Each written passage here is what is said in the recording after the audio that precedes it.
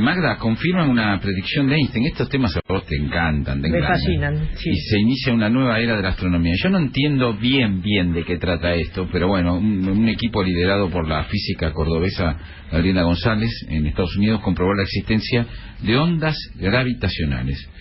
Así se completa la teoría de la relatividad formulada hace un siglo. Bueno, está en línea el director del Departamento de Físico de la Facultad de Ciencias Exactas y Naturales de la UBA para que vos le preguntes esto, ¿qué significa? Se llama Federico Lombardo. ¿Qué tal, Lombardo? Magdalena Ruiz Ñazú, Fernández Díaz le hablan. ¿Cómo está? Hola, buen día.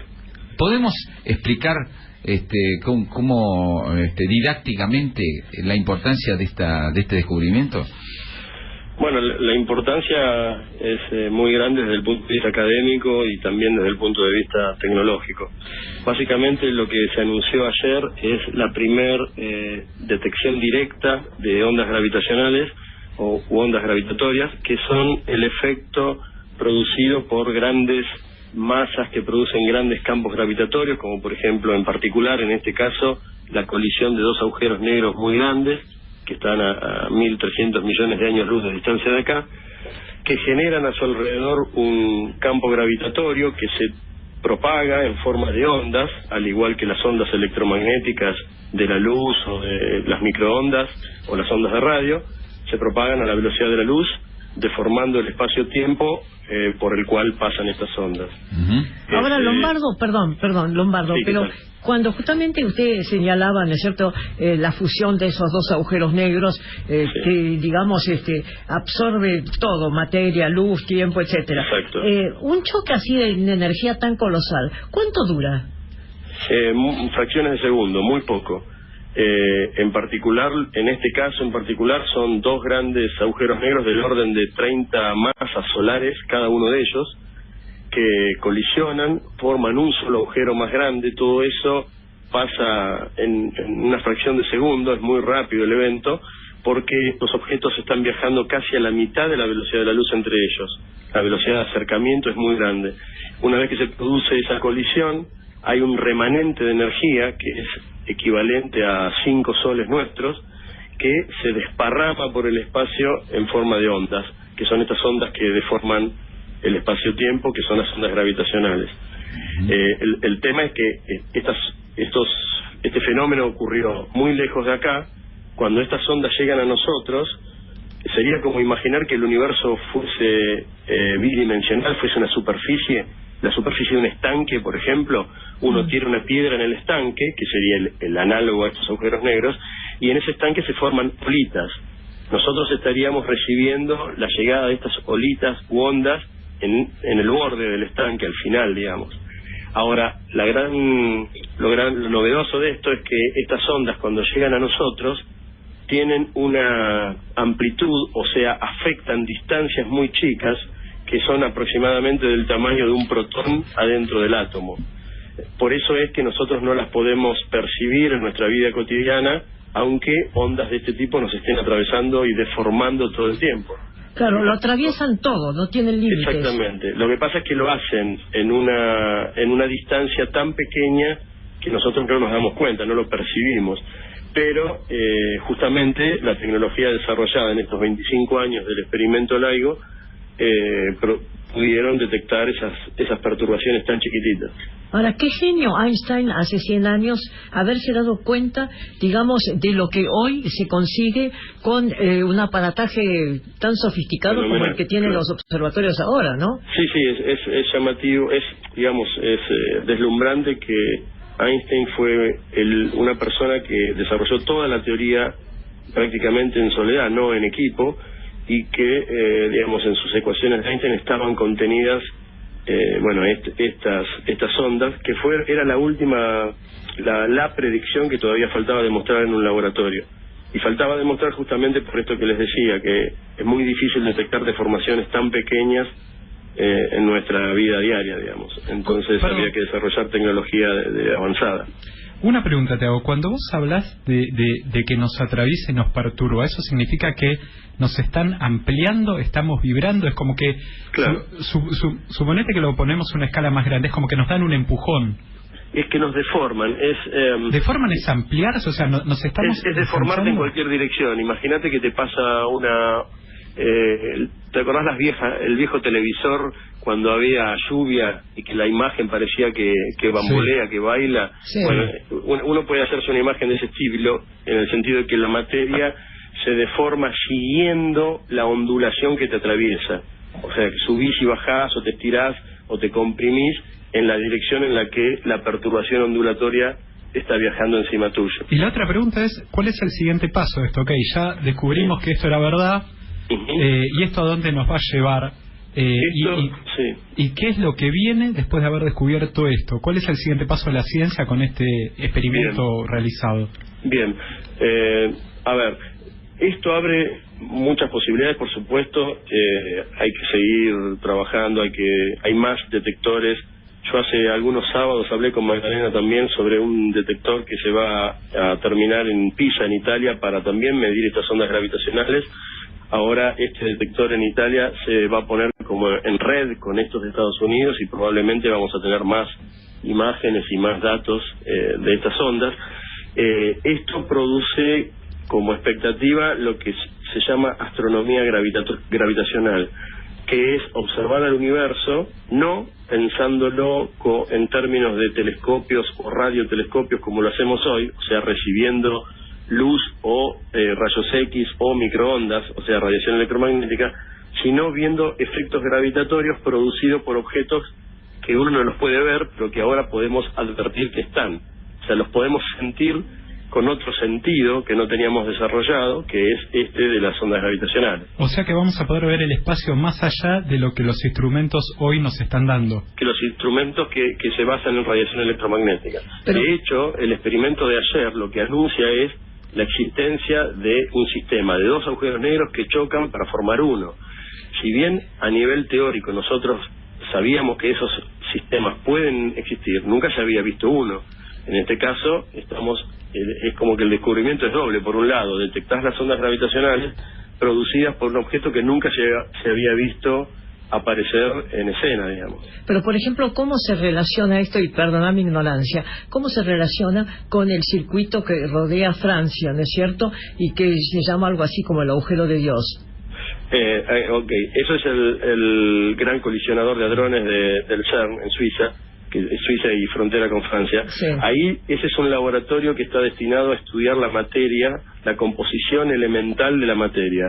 O sea, qué hay adentro de los núcleos atómicos, y de ahí fue que se descubrió una de las partículas que estaban predichas por Higgs, que se llama el bosón de Higgs, que era la última partícula que faltaba detectar dentro de lo que se llama el modelo estándar de partículas elementales, que es otra rama de la física no relacionada con la relatividad general.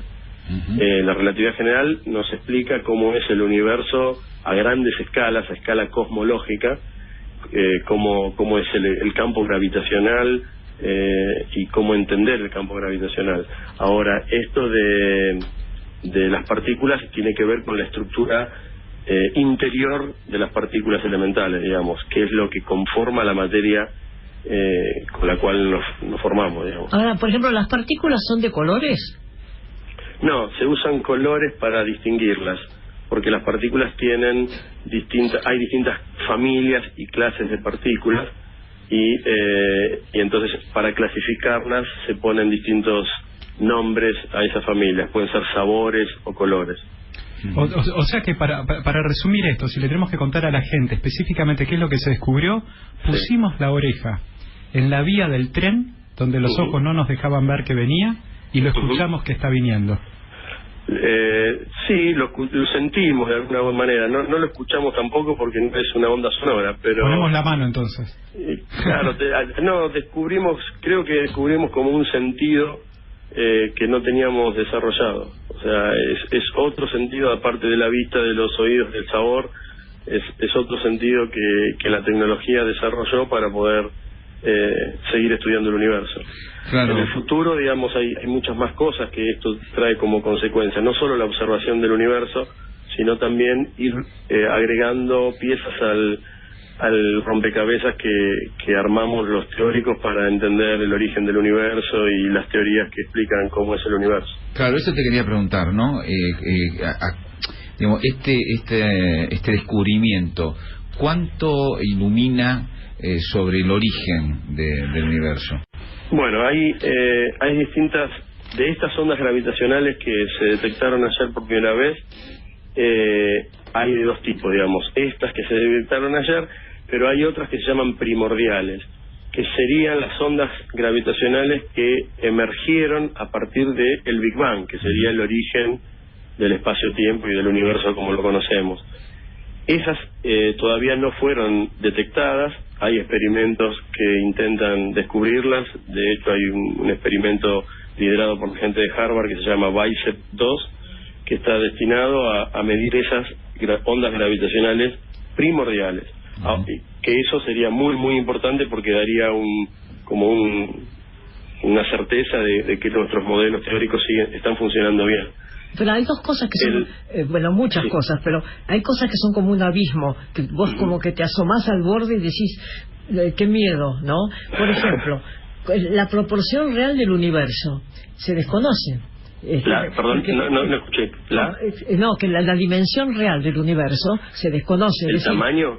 Claro, tenemos así como una especie de módulo que es la Tierra, pero es un disparate, ¿no? La Tierra y el sistema solar es una parte ínfima. Y después, por otro lado, la velocidad de la luz, uno se pregunta, ¿cómo es? ¿Es como una chispa? ¿Cómo es? A ver, hay distintas cosas. El universo tiene un tamaño. Hay distintos tipos de definiciones. Uno puede definir lo que se llama el tamaño del universo observable, que es todo el universo que uno puede determinar a partir de la llegada de información hasta uno. Como la velocidad de la luz es 300.000 kilómetros por segundo, ¿sí? El universo entonces tiene como un tamaño, como un horizonte a partir del cual a nosotros nos llega información o nos puede llegar luz y después del cual uno ya no puede inferir nada porque no hay información directa o causal hacia nosotros. En ese sentido, nosotros sabemos qué vida tiene el universo, eso se sabe porque se ha medido a partir de muchos indicios. El universo tiene alrededor de 15.000 millones de años, y uno puede estimar o medir también lo que sería el tamaño del universo en términos de esto que te dije, el horizonte causal, digamos. La velocidad de la luz es la velocidad con la que se propaga la onda electromagnética, que es la que produce la luz. Es una onda que viaja a 300.000 kilómetros por segundo y es la velocidad límite que puede existir, digamos. Nada puede viajar a una velocidad más grande que la luz. Hay una pregunta peor que esa. ¿Cuán grande es el universo? ¿Qué es el universo? ¿Está dentro de qué? O sea, todo esa inmensidad, ¿está contenida dentro de qué? ¿O no hay nada más? Bueno, el problema de eso es abstraerte. Cuando vos pensás en eso para hacer la pregunta, estás imaginando que el universo es como una gran bola, como un globo, que vos lo ves desde afuera. Entonces vos decís, bueno, ¿qué hay afuera de ese globo? Donde estoy yo pensándolo. Sin embargo, digamos, vos estás... el universo tiene 3 dimensiones espaciales y una temporal, o sea, tiene 4 dimensiones. Y es muy difícil que nuestro cerebro pueda abstraer imagen. Sí, pero a propósito de nuestro cerebro, fíjate que es interesante que la única especie hasta ahora que se ha inclinado en esa especie de vértigo que es el vacío del universo es la especie humana. Sí, creo que lo conocemos por lo menos, no sé. Claro, sí. Hasta ahora, ¿no? ¿Te referís a especies en la Tierra? No. ¿Es que los otros animales no se dedican a la observación? Bueno, no sabemos. No, bueno, no creo. Digamos, el desarrollo de la inteligencia humana, claramente, desde el punto de vista cognitivo, es distinto al de otras especies. Ahora, si hay otras especies fuera de nuestro sistema solar que hacen lo mismo que nosotros, probablemente existan. Pero vos te acordás que Powell Siberger, por ejemplo, usa mucho el término del animal vertical, que es cuando el mono se yergue sobre 2 patas en vez de 4. Es decir, eso marca un hito, ¿no? Sí, claro. Bueno, es parte de la evolución. O sea, El hombre me parece que es una construcción intelectual que es un proceso lento, pero que empezó directamente por la observación de la naturaleza, básicamente porque la naturaleza compite con uno y al hombre de las cavernas el rayo lo podía matar, entonces sabía que cuando había una tormenta se daba cuenta que podía morir, entonces se escondía. Con el tiempo, al perder ese miedo, porque uno lo domina,